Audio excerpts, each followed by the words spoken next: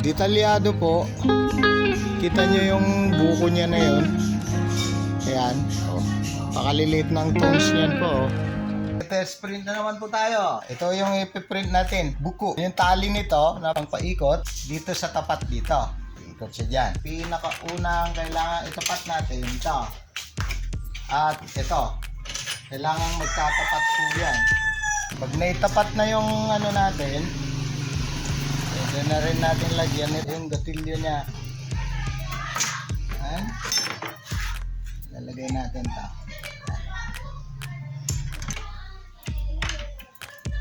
Okay. Mas maganda siyang hilahin na ganyan.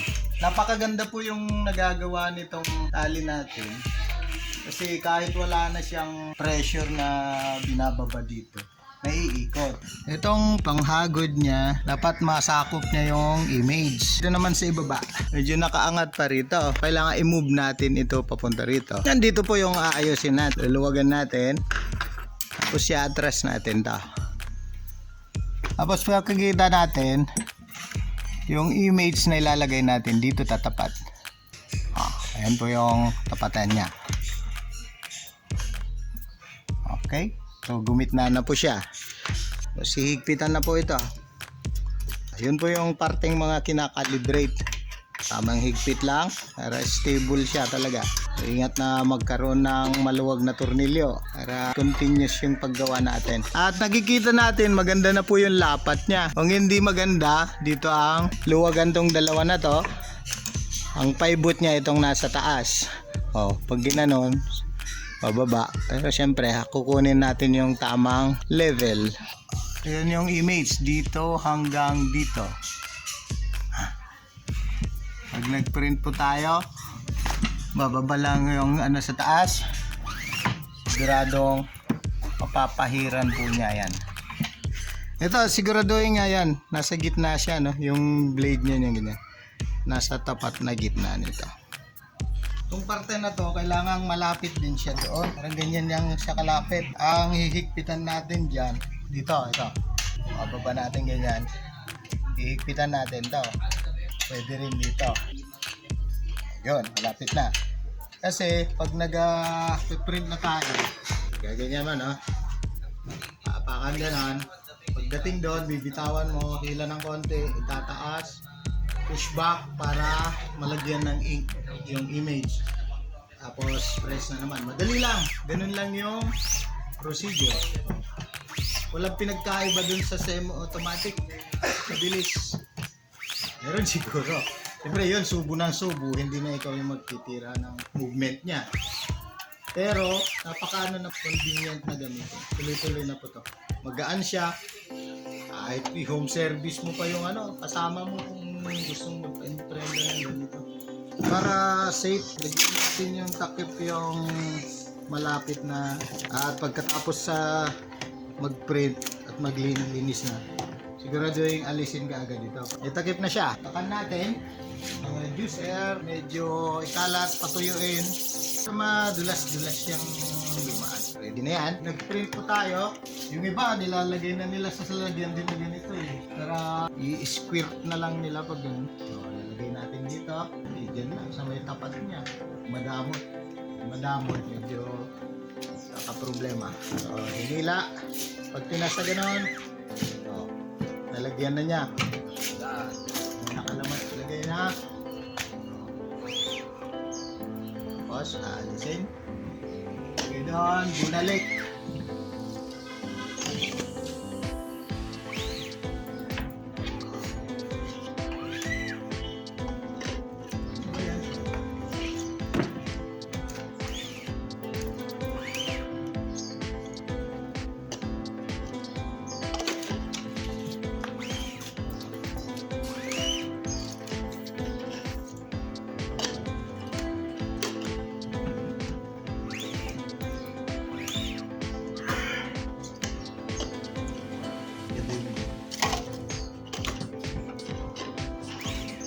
Sasanay po sa pag-imprenta pag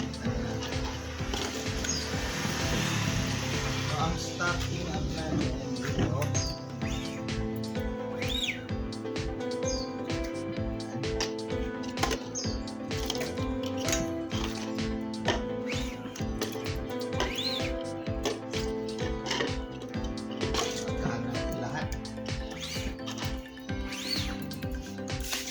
Pag ginasiligid, kapag tinuon. Dapat para ipit sa espasyo.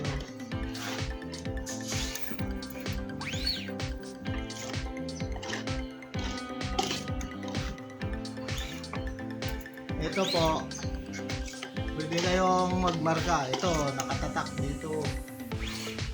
Pang buko, no? Okay.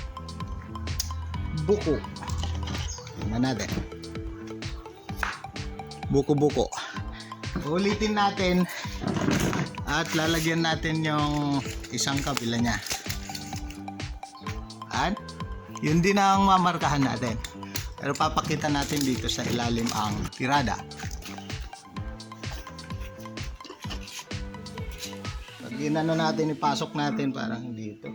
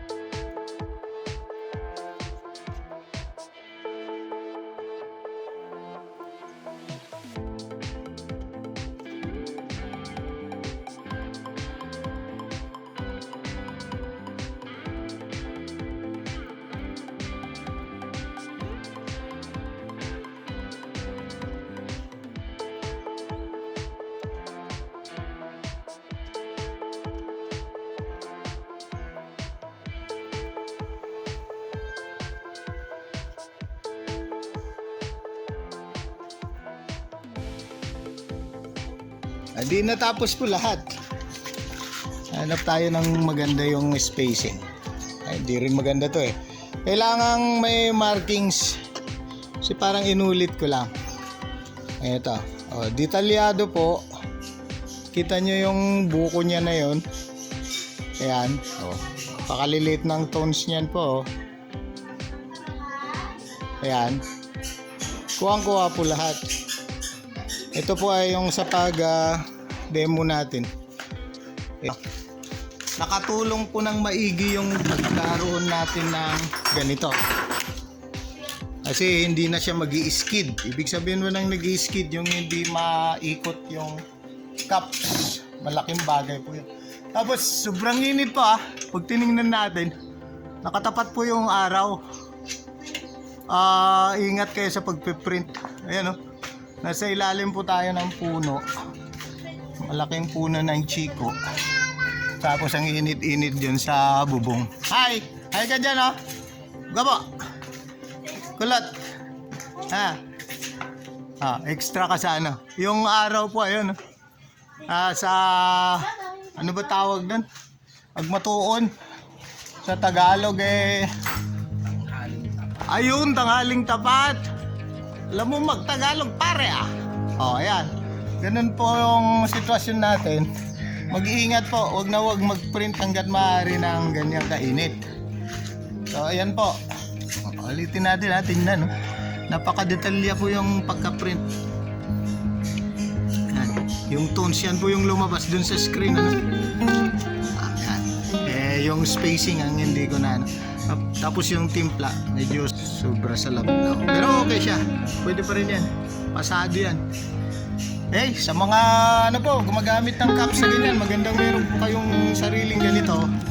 Halimbawa, yung mga maliliit na pwesto, pwede nyo pang negosyo. Halimbawa, may kapitbahay kayong magtataho, magbubuko na nilalagay sa cups.